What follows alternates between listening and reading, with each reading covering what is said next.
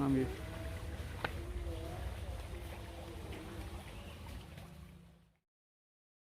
Ini untuk teman-teman yang masih muda ya. Dia punya konsep menarik tentang kesuksesan. Jangan mengejar kesuksesan. Karena semakin dikejar dan semakin dijadikan target, semakin kita akan kehilangan dia. Karena sukses, seperti halnya kebahagiaan, tidak dapat dikejar. Dia harus lahir dengan sendirinya. Dan hal itu terjadi sebagai dampak sampingan yang tidak direncanakan dari dedikasi pribadi seseorang kepada satu tujuan yang lebih besar daripada dirinya sendiri. Atau sebagai produk sampingan dari penyerahan diri seseorang kepada seseorang yang lain daripada dirinya sendiri. Kebahagiaan harus terjadi, dan hal yang sama berlaku untuk kesuksesan. Kita harus membiarkannya terjadi dengan bersikap tidak peduli tentang itu. Saya ingin Anda mendengarkan apa yang diperintahkan oleh hati nurani Anda untuk dilakukan, dan melakukannya terus baik-baiknya sesuai dengan pengetahuan Anda. Maka Anda akan dapat menyaksikan jauh di kemudian hari, ya jauh di kemudian hari, bahwa kesuksesan akan mengikuti Anda justru karena Anda telah berhenti memikirkannya. Jadi ini rumus kesuksesan yang unik dari Frankel.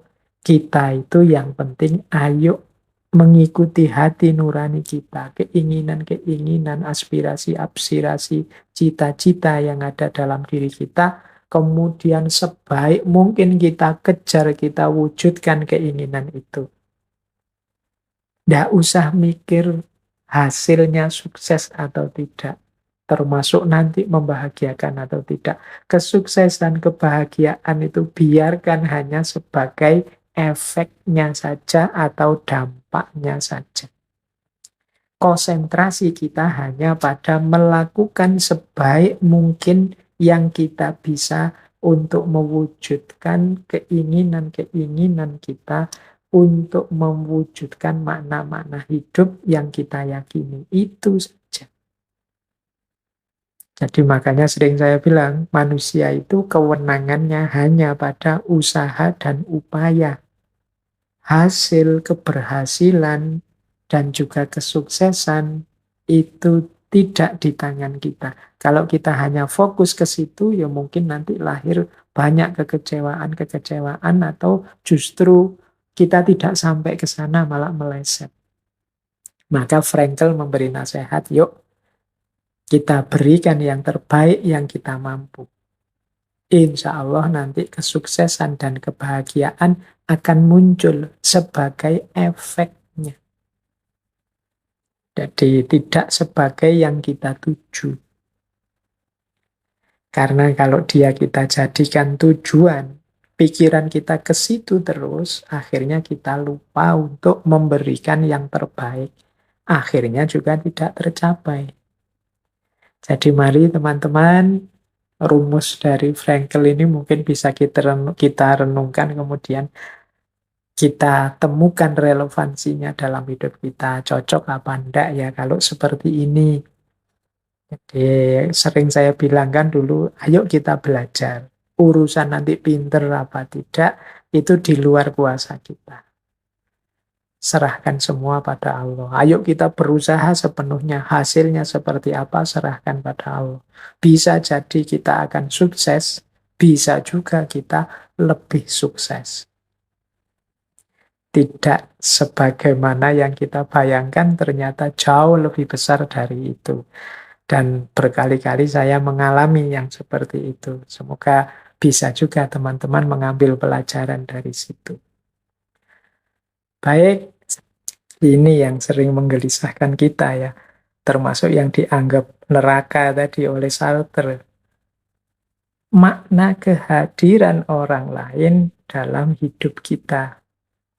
Kata Birjaev, hadirnya orang lain dalam hidup kita itu bisa memperkaya, bisa juga memperbudak.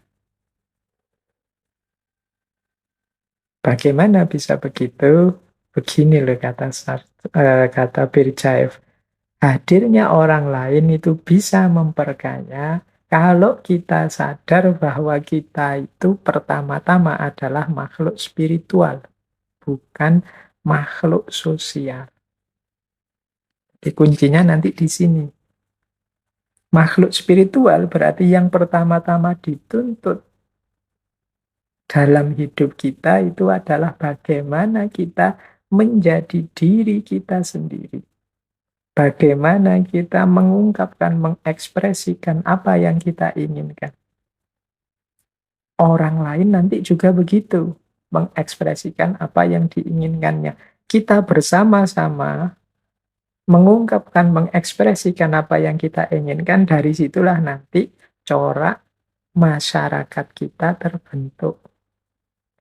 Jadi dalam pandangannya Birjaev, bukan manusia adalah bagian dari masyarakat, tapi masyarakat itu bagian dari manusia.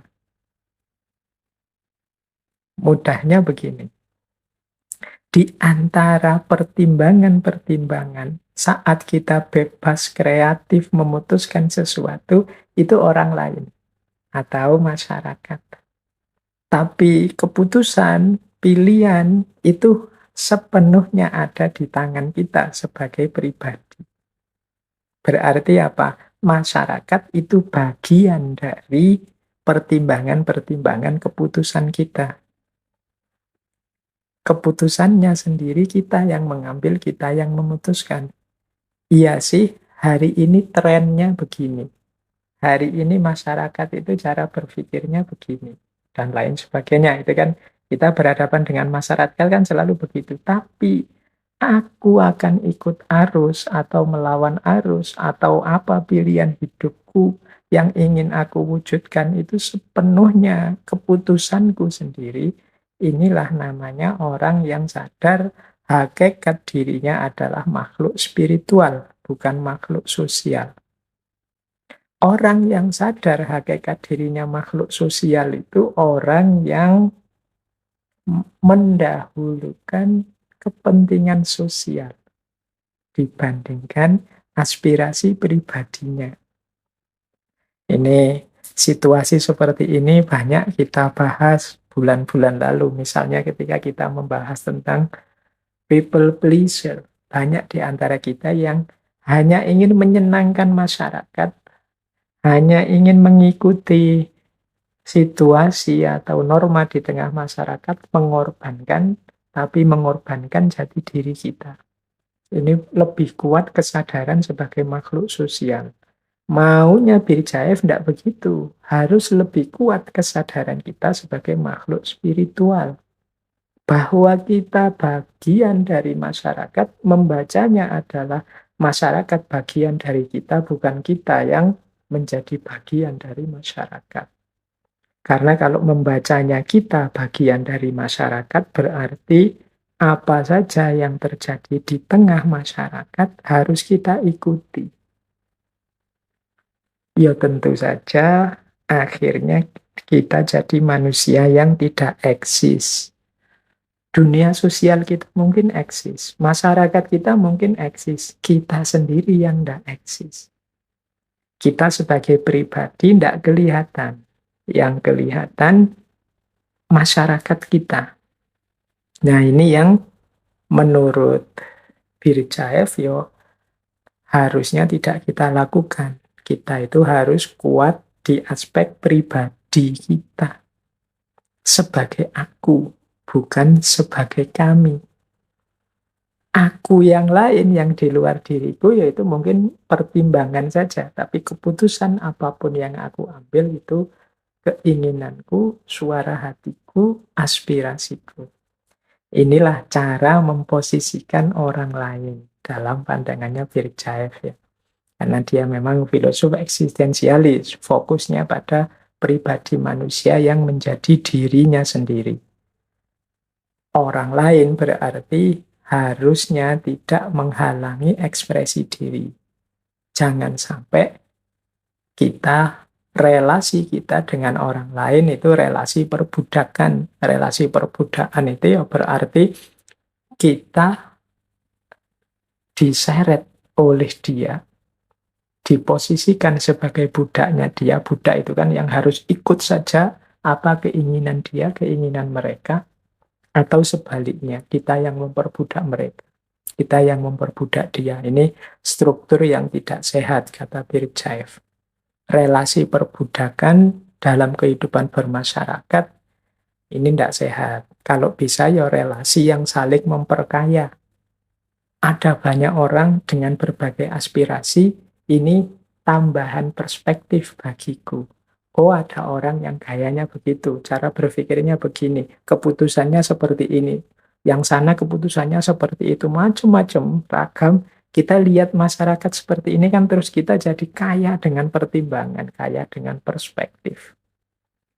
Nah, keputusannya kemudian ya sesuai aspirasiku, sesuai keinginanku. Oh, kalau menurutku yang benar itu, menurutku yang pas ini, yang aku ikuti ini, dan lain sebagainya. Jadi bukan karena kita terpaksa atau dipaksa. Relasinya harus pengayaan, bukan perbudakan. Itulah hubungan ideal kita dengan orang lain. Fase pertama, ketika kita berhadapan dengan peristiwa pahit dalam hidup kita, yang mengganggu penghayatan eksistensial kita dalam hidup, ya fase pertama ini ketika kita langsung mengalami peristiwa yang memilukan, mengejutkan hidup kita, yang tragis. Ini tahap pertama. Biasanya tahap pertama itu kita berhadapan dengan opsi, kata Frankl, ini saya terima saja, atau sudahlah saya putus asa, bunuh diri saja jalan keluarnya kan. Ada salah satu opsi kalau sudah sangat pahit kan begitu. Apalagi melihat istrinya, beliau kan istrinya, ayah, ibunya, saudara-saudaranya meninggal di kamp konsentrasi tadi. Oh, itu orang yang tidak berpikir panjang itu bisa jadi ngambil jalan pendek. Atau tetap menerima. Karena serangan tahap pertama ini, guncangan tahap pertama ini, guncangan yang luar biasa. Disinilah kita penting berusaha bertahan. Jadi, sama seperti kalau orang sedang marah, orang yang sedang sangat sedih itu mungkin saatnya untuk menarik diri sebentar. Tidak kesusu menyimpulkan atau memutuskan apapun. Menunggu sampai pemikiran kita jernih. Jadi ini untuk teman-teman semua yang mungkin yang sedang digalaukan, disedihkan, disumpahkan oleh hal apapun dalam hidup ini. Kalau memang sedang tidak jernih berpikirnya, sedang emosinya sedang sangat tidak stabil, moodnya sedang sangat rendah, tarik diri sebentar. Kalau dalam agama ya saatnya kita mendekat ke atas. Tapi intinya memang jangan kesusu memutuskan. Jangan kesusu mengambil kesimpulan yang terburu-buru. Nah, kalau kita lolos di tahap pertama ini, kita akan masuk tahap kedua. Tahap kedua itu ya kita berhasil bertahan meskipun sangat pahit. Jadi meskipun hati kita tercapek-capek, air mata kita rasanya kering, tapi kita tetap berusaha bertahan. Nanti ada fase apatis. Fase apatis itu fase ketika kita sudah pasrah sepasrah-pasrahnya dan tidak percaya lagi situasi akan lebih baik. Ini fase apatis. Sudahlah. Yes, memang ini tidak bisa diperbaiki lagi. Ini memang situasinya sudah fatal, sudah akut seperti ini. Ini fase apatis. Kayak kita kalau sedih itu loh, mungkin sedih ditinggal orang yang kita cintai. Itu kan pada tahap pertama betapa kita ini seakan tidak percaya. Ketika kita sudah bertahan, kemudian muncul apatisme. Apatisme itu, wah ini mesti tidak bisa baik lagi, situasinya mesti akan seperti ini terus. Seolah-olah kesedihan itu tidak akan ada akhirnya. Tapi ya di fase kedua ini, karena kita sudah mampu bertahan, biasanya ya kita mati-matian ingin survive, ingin tetap bertahan, apapun yang terjadi. Ini menarik teori ini kalau nanti teman-teman membaca misalnya psikologinya orang-orang yang terjajah misalnya. Dulu nenek moyang kita, simbah-simbah kita yang mengalami penjajahan ratusan tahun, itu mungkin juga mengalami peristiwa ini.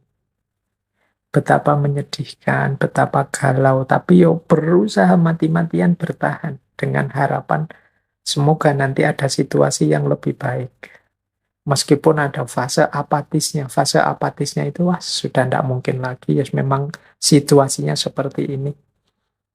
Apapun yang terjadi harus saya terima, mau gimana lagi, ini fase apatis. Nah, kemudian biasanya masih ada sisa-sisa kemanusiaan yang bisa dinikmati. Ya kalau di camp konsentrasi masih ada kegembiraan-kegembiraan sedikit-sedikit bersama, kan itu hidup bersama-sama. Nah ini yang membuat mungkin bertahan, membuat masih sanggup bertahan. Nah kalau tahap kedua ini mulus, sukses bisa dilewati, sampailah pada tahap ketiga. Tahap ketiga ini kalau di Man's Search of Meaning itu era ketika Frankl dibebaskan, ketika situasi membaik. Nah, ini era ketika situasi membaik ini kan semula kita sudah apatis, tidak mungkin situasinya membaik. Ternyata situasinya tambah lama tambah kondusif. Kita nyaman lagi, kembali normal lagi. Disitulah kemudian kita menemukan makna. Menemukan makna itu maksudnya begini loh. Kemarin yang kita galau, nangis-nangis, sedih, putus asa, bahkan sampai ingin bunuh diri, alhamdulillah meskipun tidak sampai ke sana, sekarang kita bisa memaknai peristiwa menyedihkan yang sudah kita lewatkan tadi. Oh, alhamdulillah saya bisa mengambil pelajaran dari kesedihan kemarin itu. Saya menemukan hikmahnya, saya menemukan rahasianya. Berarti saya harus begini, berarti saya harus begitu. Ini namanya menemukan makna. Disitulah man search for meaning. Jadi bagaimana kita ketemu dengan makna-makna dalam hidup ini. Jadi kelihatan kalau dalam buku Man Search for Meaning tadi ada proses-proses sampai terbentuknya makna yang kita inginkan. Pandangan Frankl tentang struktur diri manusia.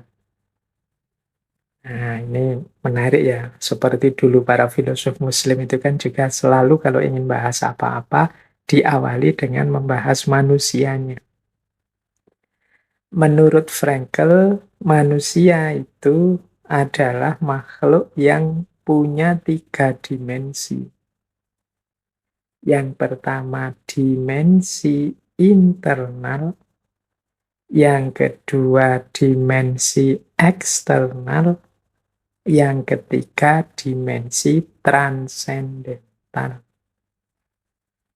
Nah, kita ingat-ingat ya, yuk kita pahami pelan-pelan. Tidak ada yang nyusu-nyusu, kita belajar ini kan santai saja. Tidak dikejar kurikulum, tidak dikejar waktu, tidak dikejar oleh target-target tertentu. Kita nikmati pelan-pelan. Kalau tidak paham ya tidak apa-apa. Kalau sudah bosan ya ditinggal saja, tidak masalah, tidak ada yang maksa. Kalau merasa tidak cocok ya dibuang saja, tidak masalah. Ya pikirannya orang. Kadang sesuai dengan kita, kadang tidak sesuai. Meskipun yang kita angkat ini orang-orang besar, orang-orang luar biasa yang oleh Allah dianugerahi ketajaman berpikir. Nah, jadi manusia itu menurut Frankl ada internal. Internal berarti sisi dalam dirinya.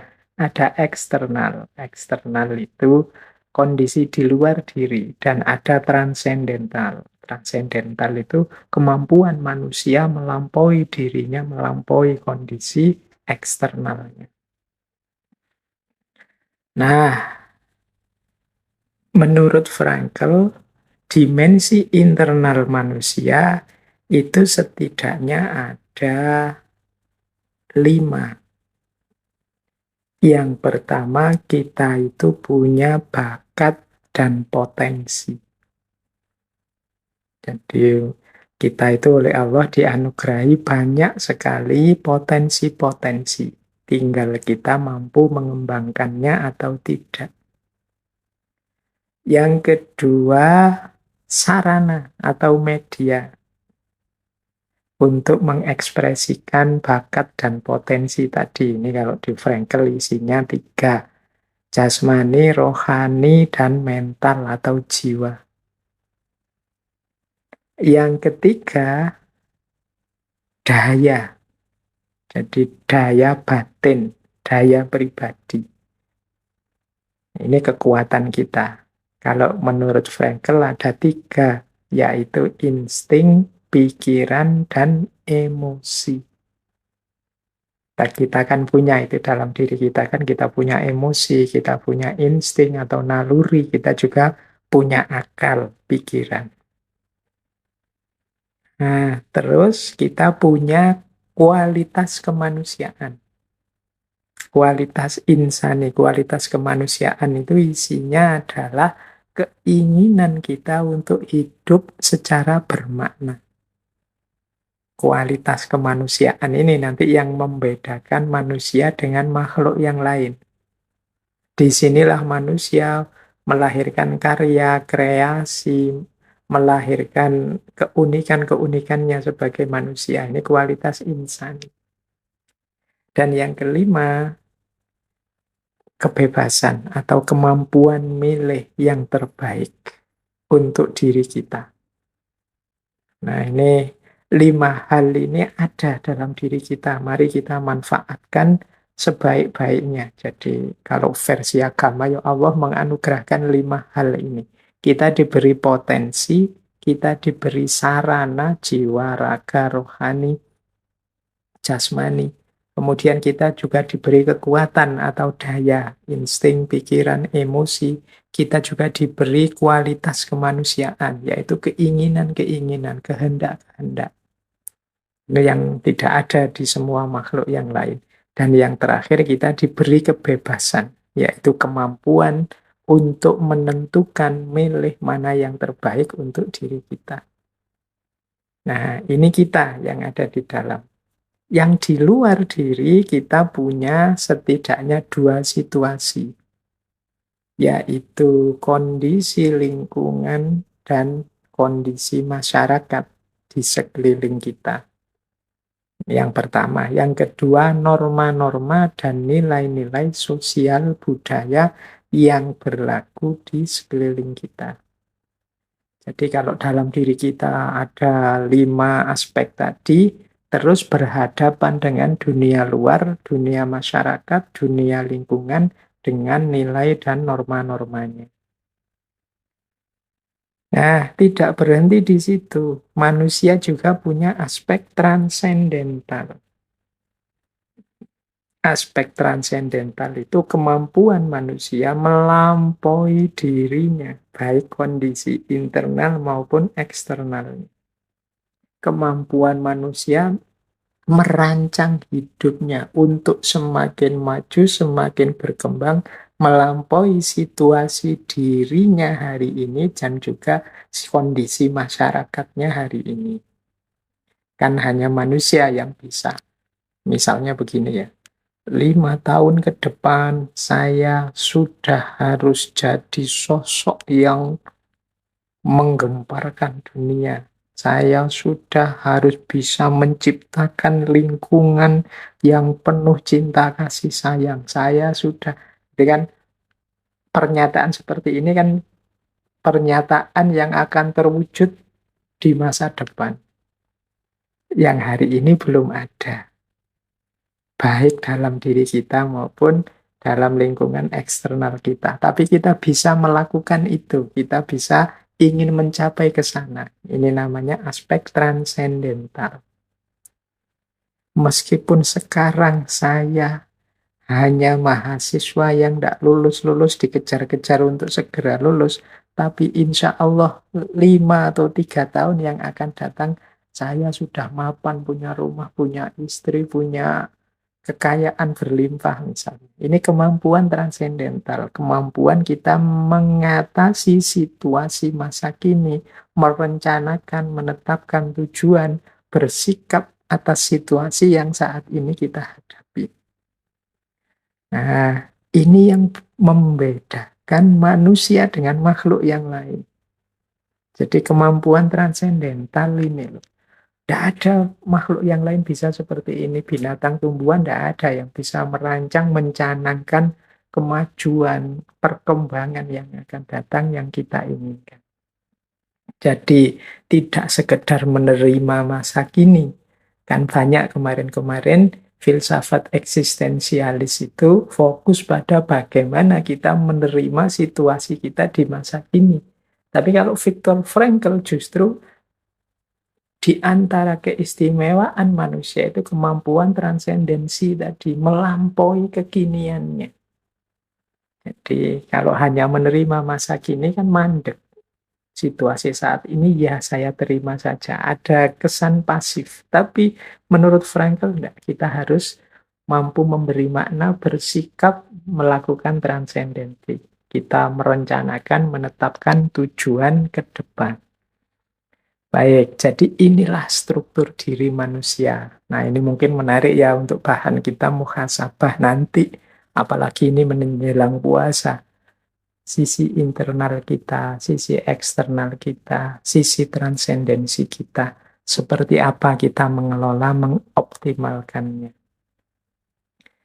Baik, bagi seorang eksistensialis, dunia ini adalah sesuatu yang penuh potensi makna untuk diaktualkan. Jadi dunia ini isinya adalah potensi-potensi makna. Ya segala macam peristiwa, segala macam kejadian kita dalam hidup ini kan sebenarnya ladang bagi pemaknaan. Kita manusia itu makhluk yang senantiasa memaknai. Peristiwa apapun kan kita maknai. Peristiwa kecelakaan, oh itu musibah. Tapi bagi yang lain, oh itu ujian itu. Oh itu peringatan kita selama ini terlalu sembrono. Nah ini dunia. Jadi memang peristiwa-peristiwa, isinya dunia itu potensi-potensi makna. Jadi kenapa disebut potensi? Potensi itu kan berarti masih kemungkinan, masih mengandung, belum lahir maknanya. Nanti yang melahirkan siapa? Manusia. Jadi posisinya manusia di hadapan dunia, manusia adalah makhluk yang menciptakan dan menemukan makna. Dialah yang melahirkan makna sesuai kebebasan dia. Kalau tadi kan masih potensi, belum aktual, yang mengaktualkan makna itu manusia.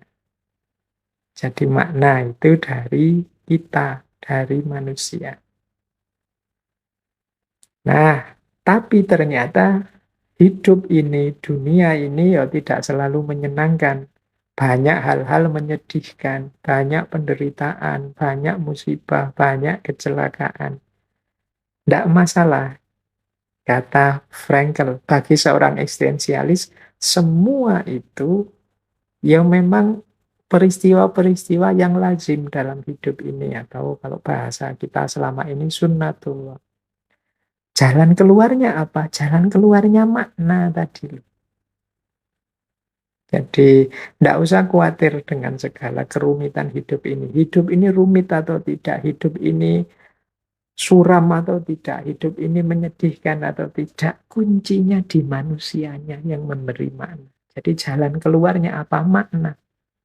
Mari kita beri makna hidup ini secara eksistensial, sesuai yang kita inginkan. Termasuk terhadap kesulitan, terhadap penderitaan, terhadap bahkan kematian. Dan itulah istimewanya manusia. Jadi makhluk yang berenang dalam lautan makna. Jadi hidup ini apa, kematian ini apa, penderitaan ini apa, kesulitan ini apa. Ini kuncinya tidak pada kematiannya, kehidupannya, atau kesulitannya. Kuncinya ada pada manusianya.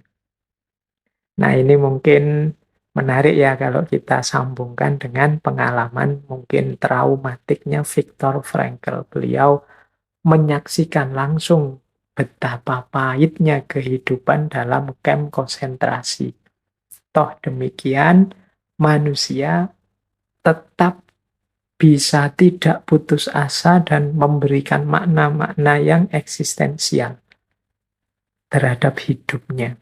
Ini istimewanya manusia, mengalami peristiwa sepahit itu pun tidak menyerah. Jadi menurut Viktor Frankl ada 6 kondisi manusia yang itu jenisnya eksistensial. Jadi manusia yang eksis, yang otentik, jadi dirinya sendiri itu menurut Frankl yang pertama mampu menyadari diri. Jadi mampu sadar aku ini siapa, aku ini orang yang seperti apa, dan lain sebagainya. Jadi kesadaran. Jadi orang yang tidak hidup tanpa kesadaran hanya mengalir saja diombang-ambingkan situasi. Tapi manusia eksis itu yang sadar posisi, sadar identitas dirinya. Yang kedua, kondisi eksistensial manusia itu kebebasan dan tanggung jawab. Jadi ya manusia itu bebas itu pasti. Semua tokoh eksistensialis menitik beratkan manusia pada aspek kebebasannya. Tapi Frankl tidak hanya menekankan kebebasan. Menurut beliau ya di balik kebebasan itu ada tanggung jawab. Wong kita manusia yang sadar diri. Kalau sudah memutuskan ya siap menanggung resikonya. Jadi kebebasan itu senantiasa gandeng, nyambung dengan tanggung jawab. Ini kondisi eksistensial manusia yang kedua. Nah, kondisi eksistensial manusia yang ketiga, manusia itu eksis kalau dia mampu membentuk identitas dirinya dan mampu berhubungan dengan orang lain. Jadi diperhatikan ya kata-kata membentuk ini. Berarti kita berupaya membangun jati diri. Ini kata-kata membentuk, membangun ini mungkin agak berbeda dengan selama ini kita itu selalu mencari. Kan banyak kita menggunakan diksi mencari siapa aku, mencari jati diri. Enggak. Jati diri itu bangunlah. Kalian ingin diri kalian seperti apa? Ingin jadi orang yang soleh, ingin jadi orang pemberani, ingin jadi orang yang pantang menyerah, ingin jadi orang yang senantiasa gembira, selalu tersenyum, silahkan. Bentuk dirimu, bentuk identitasmu sebagaimana yang engkau inginkan. Jangan menunggu, jangan hanya mencari. Kalau dicari-cari ya kalian akan bingung mungkin. Jangan-jangan teman-teman muda yang sering, Pak, saya sedang melakukan pencarian, Pak. Akhirnya menjelajah kemana-mana dan tidak ketemu-ketemu. Kemungkinan salahnya di kata mencari tadi. Jangan hanya dicari, tapi bentuklah identitas dirimu sebagaimana yang engkau inginkan. Jadi bangunlah mulai sekarang. Nah, ini cirinya orang eksis. Dia bebas, bertanggung jawab, dan membentuk sendiri identitas diri yang dia inginkan. Tanpa dipaksa, tanpa dipengaruhi, tanpa diintimidasi, tanpa ketakutan-ketakutan, ini loh aku, sebagaimana yang aku inginkan. Itulah orang yang eksis. Dan juga mampu berhubungan dengan orang lain. Ya, tidak ada gunanya kita itu hebat, jago, luar biasa, tapi sendirian. Tidak mampu bergaul, tidak mampu berinteraksi dengan orang lain. Orang itu eksis, kelihatan dia unik, itu kan ketika dia bareng-bareng dengan yang lain. Oh, kalau yang lain cirinya begini-begini, kalau dia itu cirinya begitu. Nah, itu kan kelihatan kita eksis itu kalau bersama-sama dengan yang lain. Tidak hanya mampu jago kalau sendirian. Saya hebat loh Pak, tapi kalau pas sendirian, kalau ada yang lain, saya malu Pak, saya tidak berani tampil. Nah, itu berarti kita tidak eksis. Jadi eksis itu ya kita mampu membentuk identitas diri dan mampu berhubungan dengan orang lain. Nah, yang keempat, memberi makna hidup. Jadi memberi makna hidup itu ya apapun peristiwa, apapun fakta, apapun situasi yang kita hadapi, kita mampu memberi makna sesuai keinginan kita. Jadi ini manusia yang eksis. Makna sesuai keinginan itu ya kadang-kadang tidak sesuai dengan orang lain, tapi ya ini makna versi kita. Misalnya, tadi ya saya contohkan, kita gagal hidup ini, mungkin gagal kuliah, gagal menikah, gagal punya pasangan, dan macam-macam. Itu terus orang melihat kita, wah kamu kasihan sekali ya gagal. Orang mungkin menganggap makna dari kegagalan itu adalah satu tragedi, satu musibah. Tapi mungkin kita ingin memberi makna sendiri versi kita. Sehingga kita, enggak, saya enggak terlalu sedih kok gagal ini. Karena kegagalan ini menurut saya adalah pelajaran berharga yang membuatku sekarang sadar dan jauh lebih kuat. Besok aku tidak akan tergoda lagi, terdistraksi lagi, gagal lagi dalam hal seperti ini. Sekarang aku tahu rahasianya. Nah, ini berarti makna dari kita. Orang lain membacanya, kita itu kasihan, mengalami kegagalan, kegagalan berarti musibah, tapi kita enggak. Kita menganggap kegagalan itu berarti pelajaran. Jadi berarti aku sekarang dapat pelajaran baru, hidupku akan jauh lebih tangguh, lebih kuat setelah ini. Ini namanya memberi makna hidup. Peristiwanya sama, kegagalan, tapi kita mampu menempelkan makna sesuai keinginan kita. Nah, ini namanya orang eksis. Kata Frankl yang kelima, orang eksis itu orang yang punya curiosity, punya rasa ingin tahu. Orang yang punya rasa ingin tahu berarti dia akan terus belajar. Jadi terus nambah wawasan. Jadi yo kita setiap malam Kamis ini ngaji, semoga bagian dari perwujudan kita ingin eksis sebagai manusia, bahwa kita juga ingin otentik, ingin hidup kita punya arti, punya makna. Sebagaimana kata Frankl kan salah satu syaratnya orang bisa eksis itu ya dia punya rasa ingin tahu. Semoga ngaji filsafat ini bisa mengatasi atau menjadi jalan untuk melampiaskan keinginan tahu kita untuk tentang banyak hal. Nah, kemudian yang terakhir, orang eksis itu orang yang sadar bahwa akhir hidupnya adalah nanti kematian. Dia sekarang ada, nanti tidak ada. Nah, semangat kesadaran bahwa pada akhirnya aku akan tidak ada, ini kan di banyak filosof eksistensialis ini sering dijadikan pendorong untuk kita semakin bersemangat hidup dan semakin gembira serta menikmati situasi hidup kita apapun itu.